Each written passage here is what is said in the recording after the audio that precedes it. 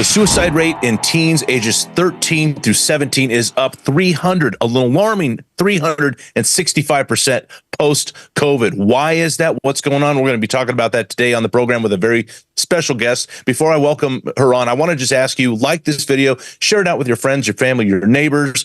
Head on over to rwatch.com, subscribe, become one of our watchmen. We'd really appreciate that. But without further ado, let's welcome on our guest today. This is Dr. Bridget Melson. Dr. Melson, thank you so much for joining us. Oh, my pleasure. Glad to be here. If you would, we're happy to have you. If you would, just for the audience that might not know who you are, can you just tell us a little bit about yourself? Yeah, sure. Born and raised in SoCal, and ended up getting my doctorate in psychology. I am a on-fire, born-again Christian, and I knew we needed to keep the God in the psychological realm, and ended up with a postdoc in medical neuropsychology, so I can work to get kids off of meds and get parents and challenge parents to parent so we can keep them where they need to be. And so now I just speak on radio and to schools and churches about how we can get these kids safe psychologically and help parents, do their job. Amen to that. There's a definite spiritual battle that's going on. There's a battle that's being fought right now for our youth. It's been going on for a while, but we're seeing it ramp up in many ways. And like I opened up with this alarming statistic, ages 13 through 17, suicide rate is up 365%. Can you tell us why you think that is? Yeah, so that's a statistic that I was shocked to see. It was in 2021 where this started after COVID, because I think I understand kids, had to be online 24/7, and I don't think it was monitored well. And kids need to be out and active. They need to socialize. It's necessary for the development of the brain. It's how God intended us to be social, to be out there, to be active, and we just weren't. And it affected kids, unfortunately, the worst. I mean, that number, 365%, I kept doing a double take and researching and going, that can't be right. Maybe 35%, 65%, but it was not. And it's continuing to grow every single year, exponentially. And so to me, it's alarming. It's alarming. It's time to wake up, and past time to get these parents on board. Yeah, I was talking to a Dr. Doan, who is a doctor with the Navy. He had explained something to me before about the neurons in our brains. They fire together, they wire together, creating these pathways. And what he was saying is there's a lot of pathways that are created when kids are online and playing video games, stuff like that. Can you talk to us about that? Yeah, absolutely. So what we're seeing with the increase of social media, and not only, it's not, people ask me all the time, Dr. B, is there any good part to social media or being online? And if it's educational, yes, there are some aspects that are good, puzzles and education.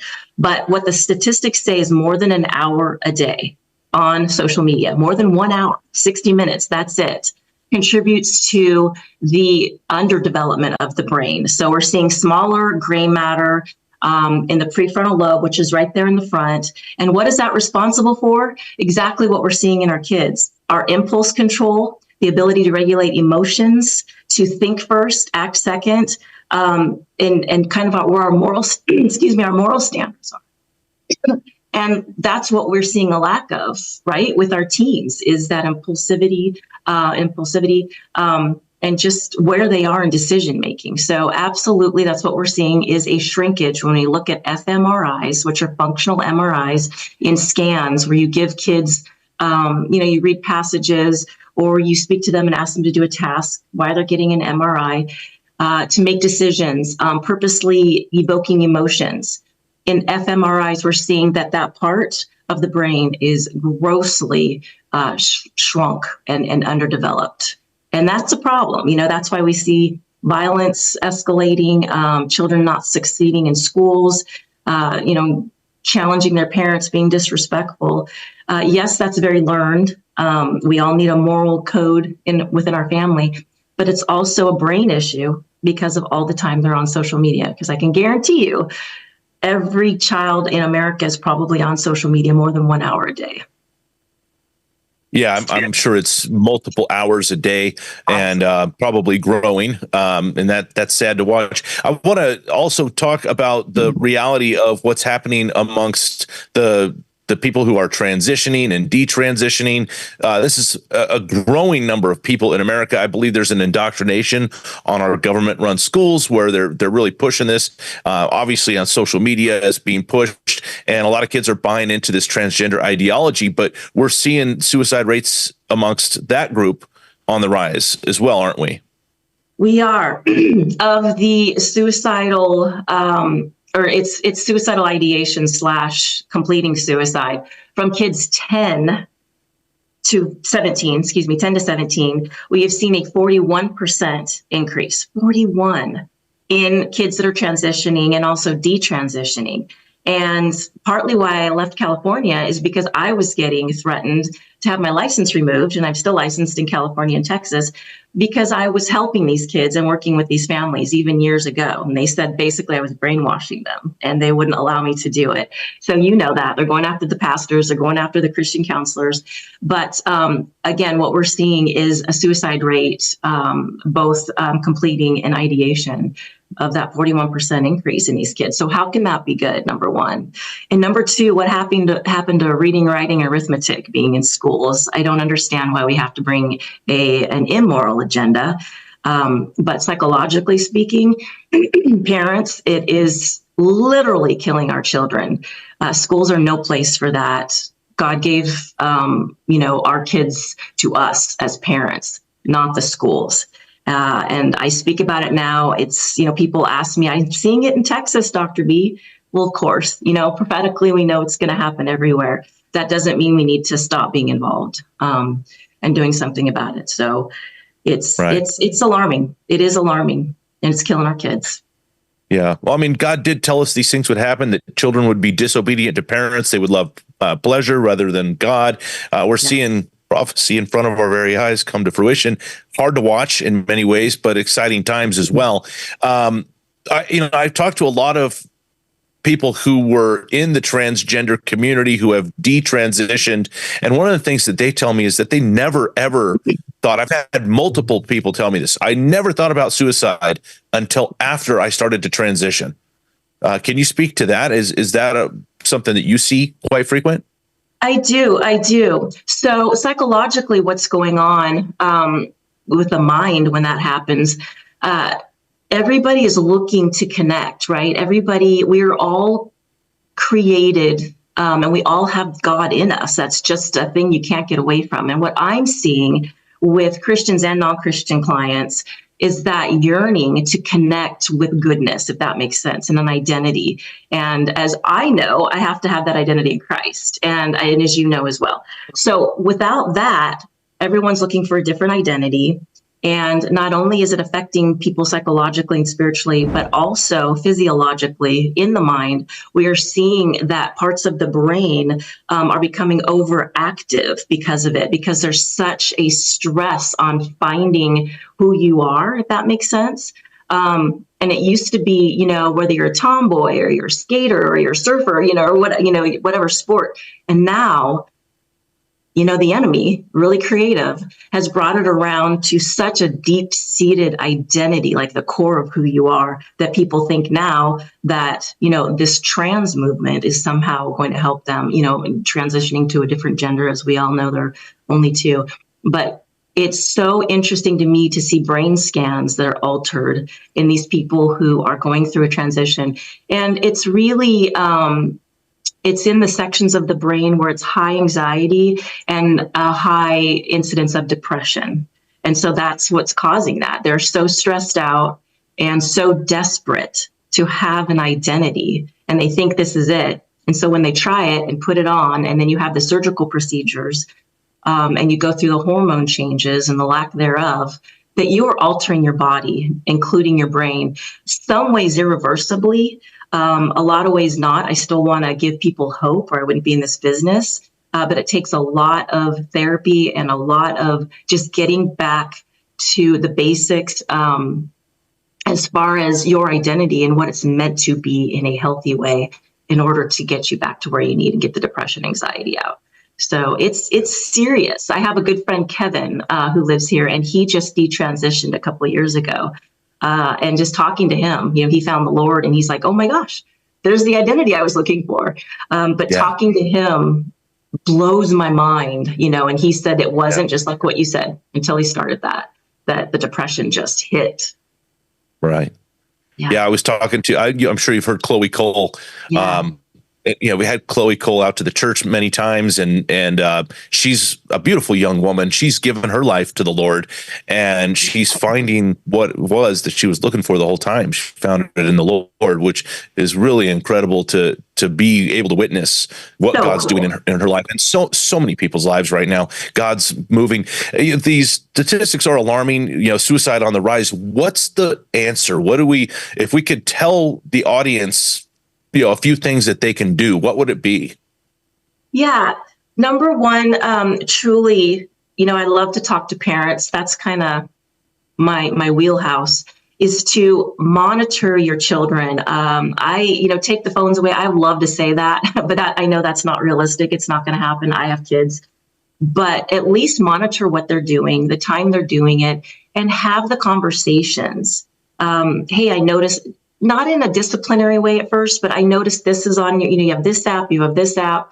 Tell me about that. What's going on? What is play dumb? What is cyberbullying? Ask them these questions, have them really start to vocalize it, and they will start to then realize that, shoot, I'm depressed, I'm anxious, and I've got a friend in my parent in this way. And then start to set boundaries. We have to.